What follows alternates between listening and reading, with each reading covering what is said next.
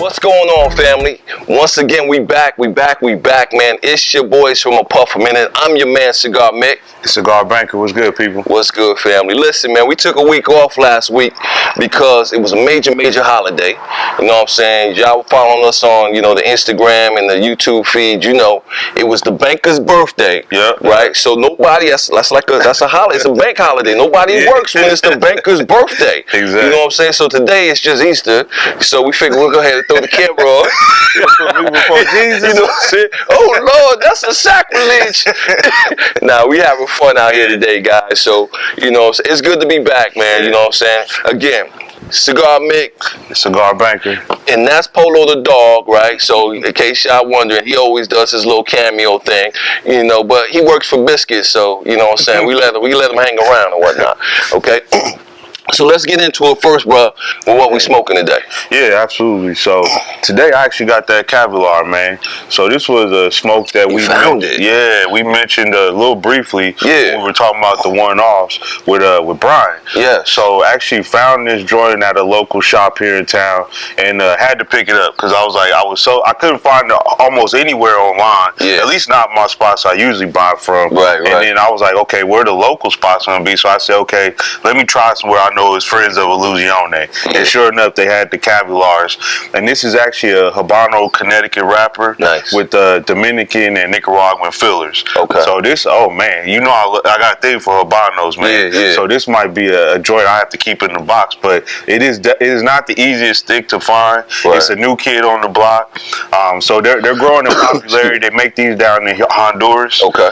So hopefully I can find them. They become more available. Yeah. Because I would definitely like to keep some of these in the box from time to time. I'm so itching to try that, man. You ain't pick one up for your boy, man? I did. Guess what, though? Okay. I was going to. This was the last one. Is that right? Literally the last one. I need to find that one, though, man. That's what's up right there. Yeah. So staying on the, you got the Habano there and what have you, man. But what I got today is, this is an Ave Maria, man. Again, in the spirit of the holiday, you know what I'm saying? This is an Ave Maria. This is one of AJ Fernandez joint. This one's called the Divinia, okay? And it's basically a sun-grown Connecticut. It is a Nicaraguan binder, but this one has the Cuban seed Nicaraguan filler. Okay. All right. So it's the Cuban seed Nicaraguan filler, man. Very, very nice, light smoke, for the morning time. I really like, my Connecticut's and, just a little lighter type. It's a medium body smoke, though. But again, you get a lot from this, man. A lot of the earthiness, right? A lot of the spices, a little bit of pepper, all that type of stuff from this one as well. So again, there's a whole line of these Ave Marias. This is the Divinia. So my first time out with it, but so far so good. Enjoying it, bro. Yeah, that's what's up. So I always like when they cut the Dominican or Nicaraguan, because then you don't get just that one spice note, and it comes out. You get more flavor, and the blend comes out well. So definitely sound like a good smoke. Oh yeah, definitely, man. You definitely want to try this one right here. So we recommend it. And again, we pairing today. My man came by with a little bit of that morning cheer. Yeah, sir. That Glenlivet, you know what I'm saying? So peace on that single malt, right? So that's what's up. So man, let's get into it right now. So regardless of, where people are, in their lives, in their walks and stuff like that, man, y'all gonna see a little different side of Cigar Mick today, man, because of everything that's going on. Because today is, some people are celebrating Easter. A lot of people are celebrating Easter. Some people are celebrating the last day of Passover as well, right? How those two things tie together. But I want to focus first on the whole Passover piece of it, right? And how it relates to where we are right now, man. Because think about the Passover was a time when the children of Israel, man, when the Hebrew nation, right, they were in bondage in Egypt, okay? And God sent the angel of death, right, as a pestilence that covered the land where the firstborn of all died, except if you had that blood over you, it passed over, right? And I think about what we just went through in 2020, and how we lost so many family members and everything, right? So this is my first, Easter Sunday that I didn't have my dad, bro. I grew up going to church with my dad on Easter Sundays and stuff like that. So I remember him dressing me up in my suit and, when I was a kid and taking me in. It was just a big deal. So, so that was on my mind today. I think about the pestilence that we just came through, right?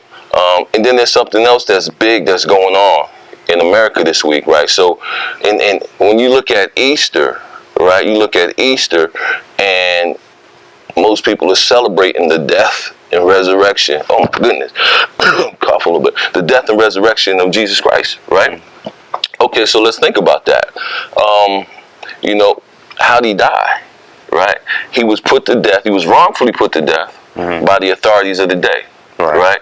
And this is major trial that's going on in the United States right now. You know, the George Floyd murder trial with the officer Chauvin, I guess is how you say his name, you know what I'm saying, who's the accused. But again, this is a man who was wrongfully put to death by the authorities. But when you look at one case, you know, today the world is like, oh, that was such a travesty. You know, that was so terrible. And what have you. You look at another case, there's actually people out there that feel like this officer was innocent and that, you know, the death was almost justified. You see what I'm saying? So again, depending on your perspective, what side of the aisle are you sitting on, right? These very two kind of similar events. And I'm not trying to say that George Floyd was Jesus, right, or a deity or anything like that. That's not the point. Don't misread or misinterpret what I'm talking about. Okay, what I'm saying is you have a case of two men, you know, who were put to death wrongfully by the authorities of the day, right? And the perspective of which one was justified and which one was not justified, how it differs, you know, in the United States today, man. Did you get a chance to check out any of that trial, man? Because I sure did. I have. So I've been following it. I'm gonna correct you on one thing. This is not the George Floyd trial. This is the Derek Chauvin trial. You're right. He is on trial. Exactly. And that's one of the things that's been getting on my nerves is so many people make it seem like George Floyd is on trial during this case. And they're trying to prove him guilty. No one's saying he didn't commit a crime. Right. He committed a crime. They were arresting him for that crime that he had committed. But what we're saying now is, did this officer commit murder by kneeling on this man's neck when that was an I won't know the exact term, but the use of force was not necessary for the crime.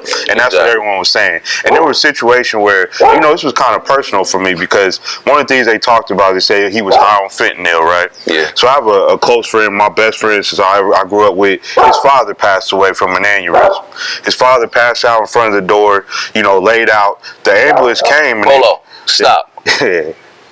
But the ambulance came and they treated him like he was a drug case, like he was having an overdose when he had an aneurysm. And so you sit there with this situation, say, okay, this man's on drugs, he's high, maybe he's having a reaction or whatever. If that was the case, because the toxicology report did show that he had drugs in his system. So if you're saying those things, you say, okay, I'm trying to keep him under control. Was the use of force necessary to do that? And there were so many things. I mean, this week was a big week because there were a lot of witnesses that came and testified that gave some good testimony about what actually happened, not only on the scene but even afterwards. One of the ones that hit me hard was the paramedic that spoke, the EMT, and she came up there and basically said, I had to take the handcuffs off of this man because the police would not. So I had to come on the scene. He had already passed and had passed for some time by the time the EMTs got on the scene. But even when they got there, he was still handcuffed. Like, that doesn't make sense to me. Yes, insult to injury, bro. Absolutely. I was looking at the case of the I guess the UFC fighter. Where he was talking about the chokehold, right? Being a blood chokehold. He's like, you know, that's a very known type of hold, even in that arena. That's not something that you want to overuse or anything like that. It's crazy. I'm being honest, man. I could not bring myself to watch any of the trial, man. I'm so overwhelmed, and it's very close to home for me as well. So I just couldn't put myself through it again. You know, almost kind of like I wonder what the family's going through, right? Having to relive this thing. But I do read. You know, I do read and I do catch up on the events of the day and to try to see exactly where, you know, where the trial is leading to so far with the prosecution case and everything like that. But it is very, it's hard, man. I mean, going back to the whole Resurrection Sunday theme of everything, right? After Jesus was killed and put to death, right? What we celebrate now is the fact that, you know, 3 days later, he rose again, right? That's the belief that we hold.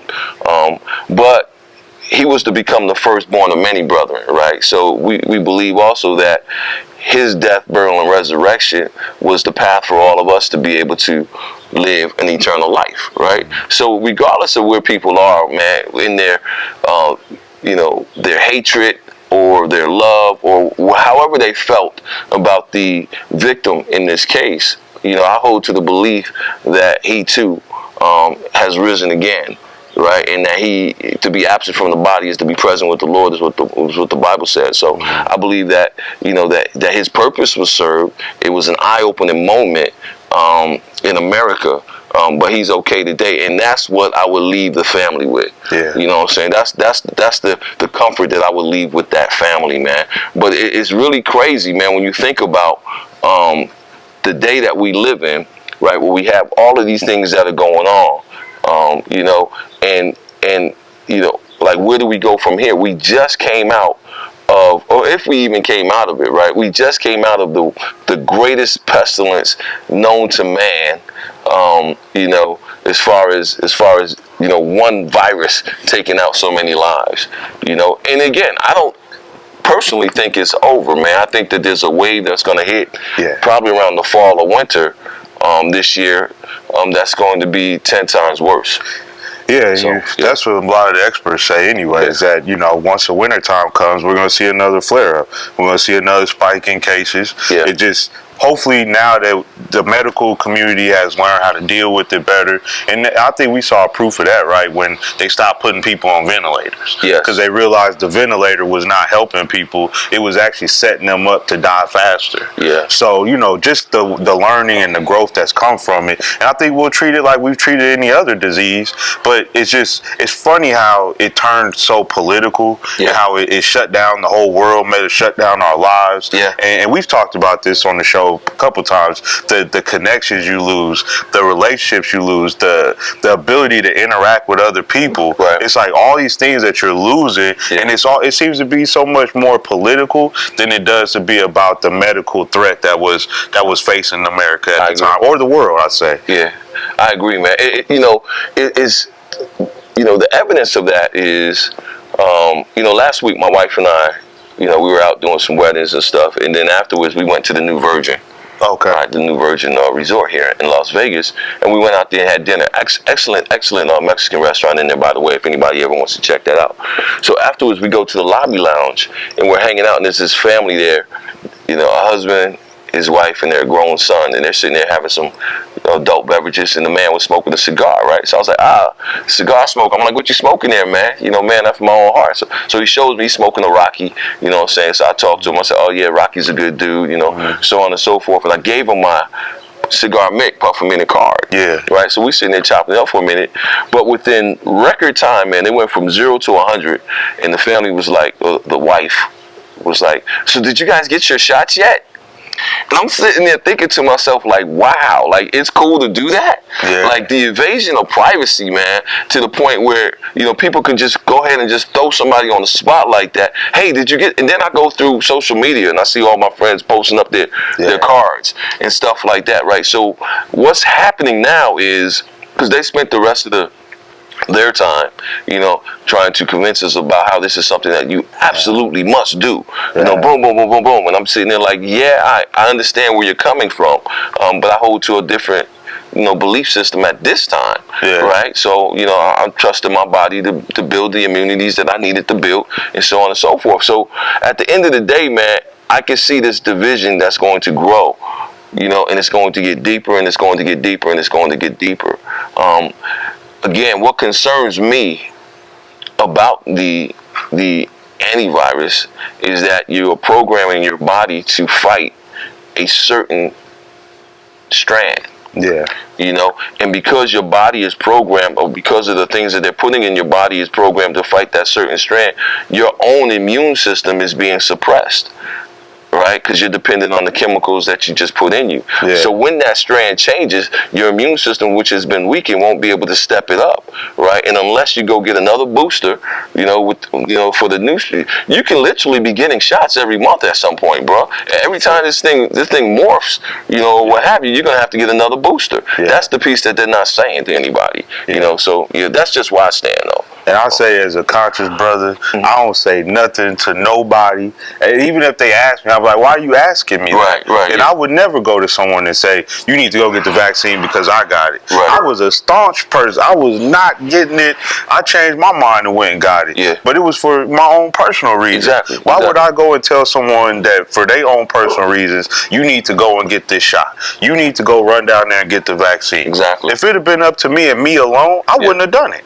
But it wasn't a choice that I felt like it was just for me. Yeah. I had to make it for my wife, my kids, other people, so, and it was something I still really didn't believe in even when I was doing it. Right, I told you when I was standing in line, I almost left. Yeah. Because I was like, this don't seem right. Yeah. I was like, but at the same, I felt like I was in a cattle call or something, man. Yeah. Going up there to get my brand now. Right. So now I got my brand. But it's a weird feeling, man, like you said, when people run up on everybody and say, did you get your shot? Did you get your shot? Yeah. And it's funny now that people I have told that I've gotten the vaccine, they'll tell you real quick, oh, Jaron got the shot. Jaron got the vaccine. Yes, yeah. I'm like, why does it matter? Yeah, exactly. Why it doesn't matter? Right, I'm like, I could still get sick. Exactly.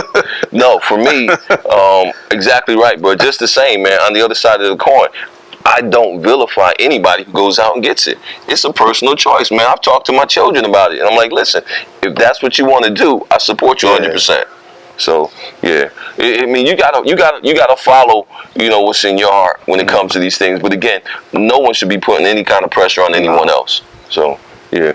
I mean, that's what they did with this whole situation, right? They made us shut down. They made us stay in the house. They made us quarantine. And then now they're realizing the after effects of that. These kids are going to be so traumatized in ways we probably will never understand. Or I don't say never, but it'll probably be years before we really understand how it affected them by not going to school in person for a year. Exactly. Like, that's a long time for a kid not to have interaction with the other children. Do you remember when you first sent your child to kindergarten, right? And what happened that first week? They got sick. That's the way the human body's supposed to work, bro. You get around other germs, your body builds up immunities, so now you can continue moving, you know what I'm saying, in that environment. Yeah. They got sick. That's what they were supposed to do, right? I remember a time, you know what I'm saying, where we was talking to a brother the other day, and he said that when his mom found out that his friend down the street got chicken pox, she sent him down there to get it. You know what I'm saying? Like, you need to get it now. So, again, his body can build up the immunities for it. Because, again, childhood diseases like chickenpox are much more harmful in your adult years than they are when you're a kid. Right? So, again, you build up those immunities so you don't have to catch it when you're an adult. So, and that's how I was, man. Up until probably age 12, I was sick. I had summer fevers. I would be sick during the summer, like sick as a dog. Right. And then all of a sudden, I got 13, 14 years old. I never got sick. I didn't get sick again until I had kids. And then they brought home whatever mutant disease they had. And you made me laugh because I thought about that. It's like, you go pick up your kid from daycare or, they in pre-K or whatever. Every kid in the class got a snotty nose. Exactly. You don't know which one's sick. They all got the crud. You know what I'm saying? I'm like, you could have wiped my baby's nose right before I picked her up. Green snot running. You know what I'm saying? Exactly. So true, fam. Really, I mean, like, that's the world we live in right now. You know what I'm saying? We talked a lot about things that, turn out to come to fruition before it happened. You know what I'm saying? So yeah, man. So again, when the writing is on the wall, if you have the ability to interpret the writing, man, and see, hey, this is something that's coming, this is something that's coming, you have a responsibility. I feel like a lot of times I have a responsibility to say that which I'm thinking, that which I'm believing. Everybody's not going to accept it, man. I already know that. You know what I'm saying? Some people going to color me crazy. Some people go, I had some friends this week. I posted something in a group, man, with some of my old military friends, and they was like, and I posted something about It really is about the vaccine, but I'm just sharing information, man. So they was like, well, I just hope that that's another one of those conspiracy theories, you know. So I had to break it down. I'm like, okay, let's look at the word conspiracy theory. I said a conspiracy theory is not the conspiracy. It's a theory, right? An educated guess about something else that's considered a conspiracy, right? So again, while you got, and I'm a full believer that if Jesus Christ himself was walking the earth today, teaching the same thing that he taught over 2,000 years ago, the people who disagree with him will call him a conspiracy theorist. Without a doubt, right? Everybody want to pretend like, oh, no, we would have recognized. We'd have been, nah, you're full of it, right? Just like the people back then didn't recognize, you wouldn't recognize. Just like he was considered a conspiracy theorist back then, he would be considered a conspiracy theorist today. Yeah. But at the end of the day, was he not speaking the truth, right? Truth is truth, man. You know what I'm saying? At the end of the day, regardless of how the world or everybody else in it wants to manipulate it, right, or look at it from different angles to make it untrue, it's still going to hold. It's going to stand the test of time. Yeah. So, yeah. No, you're right, bro. And like you said, they just didn't have that term back then. Yep. But they called him a kook, a crock. He was a fraud. You know, but that all went in line with what you're teaching, what you're talking about. It's just a theory. It's a conspiracy. It's something that you think is going to happen. Yes. But these are based on educated guesses. Yes. And I always think like, okay, I got my undergrad in economics, right? Yeah. And one of the things my professors taught me when I was in college is economics is a weird study of science, right? You can't go into the economy and say, I'm going to get rid of orange juice this week. I'm going to get rid of all the cows. You can't produce milk. So you can't go in and see what happens in real time. Right. But what we always get is what happened in past tense. And then we go back and study it and say, okay, this happened because of this. This was the reaction because of this. And it shows you how everything plays together. Right. So it no longer becomes an educated guess. Exactly. It now becomes a theory, which then at some point may even become law. Exactly. And there's a lot of laws that are empirical laws in the study of economics, which become mathematics and everything else. So I always liken a lot of stuff in the world to the theory of economics. Right. There's a lot of things that just play together, have relationships that you can form your own opinion about, and it may not be that far-fetched. Exactly. Yeah. Exactly. I mean, at some point, common sense has to come into play. Right. At some point. Well, we've been trained not to use our common sense, right? We've been trained not to think critically anymore, right? To just accept what we're told, right, and to follow the masses, right? So that's literally, man. That's in anything that goes against what the masses are saying, or anything that goes against what you're being told is right, is considered a conspiracy theory. That's the way that we just label it nonsense and don't pay attention to it, right? But again, it's the nonsense. It's the stuff that you tell me not to pay attention to that I'm gonna pay the most attention to, right? Because I think there may be something there. There may just be something there. That's all I'm saying, right? So, I'm glad I grew up with a lot of people like you, man. Because I learned to open my eyes a lot sooner than I think most people do. Yeah. And it's just little things you think about now where you can see it all coming to fruition. Like, I'll tell you another little quick thing. I had a mentor of mine. He told me, he was like, you ever see a general rush into battle first? Never, right? So why would you be the first to get up and go do anything? Right. If they say, okay, food's ready, why would you be the first to get up and go get your plate? Right. You don't even know, you haven't even surveyed the outlay yet. You were the first one there. If they say the movie's over, you can all leave. Why would you be the first one to the front door? Exactly. You never see a general do that. Right. So it always inlaid in me. I was like, okay, I'm never gonna be the first to do anything. Right. Because I gotta survey the land. I gotta make sure I got all the information I need. I got all the intel I need before I make this decision. But people don't take those kind of things into account. They just move it, and they move in the way that the popular opinion is to move. So, but I go all day, bro. Polo agrees with you. Polo agrees with you. You know what I'm saying? But you're right, man. He gave me the snaps. In the old days, even the king didn't eat, you know, when his table was served, he wasn't the first person to eat the food. He had somebody come and test the food first to make sure it wasn't poison, right? So so exactly. But it's little things like that, man. It's just people they're not looking at the world for what it is anymore. It's people that they get so programmed. And I don't know if it's TV, if it's social media, whatever it is, people are just so programmed today. It's hard to even have conversations like this, right? And like I said, once again, we lit a cigar. Yeah. We poured a drink. We had a conversation. That's what it is. And this is what happens. This is what happens, man. This is what happens, man. Everything, every Cigars and Conversation is not, ha ha, he, hi. Sometimes you have to get into some real, profound conversations, bro. Yeah. You know what I'm saying? So we went everywhere from doggone Passover, Easter, Resurrection Sunday, right? The trial, you know what I'm saying, to vaccinations. We covered a lot of territory today. Somewhere in there is something for somebody. Yeah. Right? Yeah. Somewhere in there, there's a piece for somebody, man. So, at the end of it, I think we were going to shut it down, man. But before we go, I do want to say something about, I got a partner, man, who's, his wife is a breast cancer survivor, right? And last month, he did something that I think, that I know. It's just absolutely amazing. There's this, there's this thing that's going on, man. It's the first time I ever heard of it, but it's called 4x4x48. Right? So what that meant was my man went out there and he ran 4 miles every 4 hours for 48 hours. Now, why did he do that, right? Why were so many people around the country taking part in this 4x4x48? Not to raise money, okay, but only to raise awareness. Right, so that people can understand this thing is real. Go out and get checked. Yeah. You know what I'm saying? Get your early detection on and all of that, because it can be prevented. Right, number one, but it can also be treated if you treat it early. Yeah. And you can be a survivor, right? So I want to shout out my man Keith Giles, man, for doing that.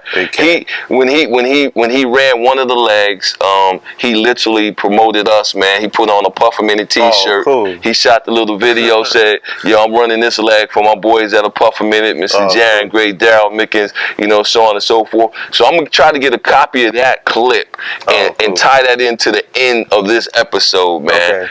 As a give back tribute to what they did, but also to remind everybody, right, to go out there and do what you got to do for that early detection, man. Yeah. We still Team Lisa over here. Yeah. That's what's up, man. I appreciate it. And I promise you, I did not plan to wear this shirt. See what I'm saying? Yeah, I just pulled the shirt out, man, and put it on. Yeah. And next, I didn't even think about it. I was like, it's Resurrection Sunday and everything, but, I did not plan this. Black Jesus. Yeah. You know what I'm saying? That's what's up, man. Hey, man, again, we're getting real close. Yeah. We're getting real close to Vegas Cigar Week, y'all. All right? So, again, we want to make sure that everybody is informed about that. Continue to follow us at a Puff a Minute, man. Yeah. You're going to see us in the house, man, at a lot of different events. Yeah. We got a lot of things that we're working on right now with the Puff a Minute and Cigars and Conversation, and going into some other venues. So definitely, ventures, I should say. So definitely hold tight, man. Okay, we want y'all to continue to be supportive, man, and we love you for that. We're going to start promoting a golf tournament in May for the Smoking Shields of Las Vegas, or Smoking Shields Nevada group here as well, man. So definitely look for that. We'll start posting those things up here in another week or so as well. Oh, cool. Okay. So other than that, man, it's been another good one. I'm your boy Cigar Mick. Hey, we gotta give him the rundown though. Oh yeah, we gotta give him the rundown. I'll be jumping the gun, man. I'll be jumping the gun sometimes. Yeah, we appreciate what y'all doing on Instagram, man. Yeah. Keep doing that, showing us love, commenting. We had a lot of comments on the birthday post, so we need more of those on the episodes, man. We need more comments, feedback. Give us some love, support, whatever you want to do on the comments, man. We engage with people. I think Mick even said we engage with you. So please comment. And on I had one brother, man, that was like reading me, bro, on something that I said over a year ago about who killed Malcolm X and whatnot, man. But again, everybody's free to have their opinions, man. We appreciate that. Yeah, I love it. I'm like, come on, let's talk. Yeah. But absolutely, man, keep doing that. Like I said, on YouTube, make sure to subscribe, click the bell link so you get the notification when we post up something new. But always show us love on there as well. Keep commenting, giving us that feedback so we know how to make the show better for you guys, man. And we appreciate everything y'all doing, so. That's right, y'all. That's right, man. You know what I'm saying? Hey, another toast to you guys out there, man. Hope you guys are smoking well. Let us know what you smoking on this Resurrection Sunday, this last day of Passover, this Easter Sunday, however you chop it up. Let us know what you smoking, how you celebrating, you know what I'm saying, and how you moving to the next level, all right? Until next week, and we will be back next week, right? We'll be back. All right, until next week, Alright? We your boys from A Puff a Minute. I'm your man, Cigar Mick. It's Cigar Baker, people. Peace. We love you, and we'll see you then. We out. Sir.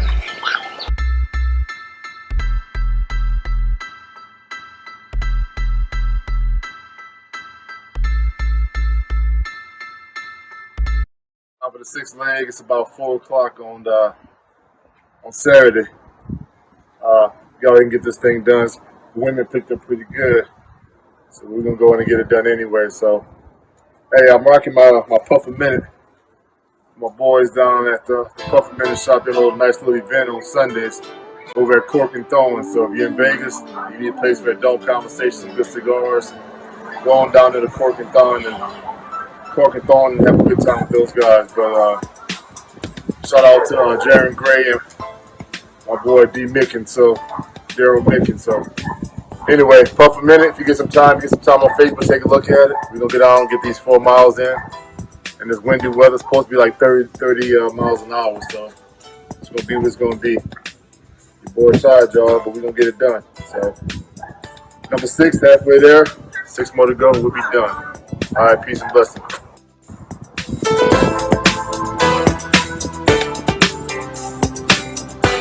All right, big cat. Come on, you done made it to the house. Let's go. Real windy. Got it done though, so. Looks like we'll have me a Puff a Minute right now, but I got 6 more runs I gotta take care of. So after 6 runs, I have Puff a Minute. Might have 2 Puffs a minute. All right. Stop.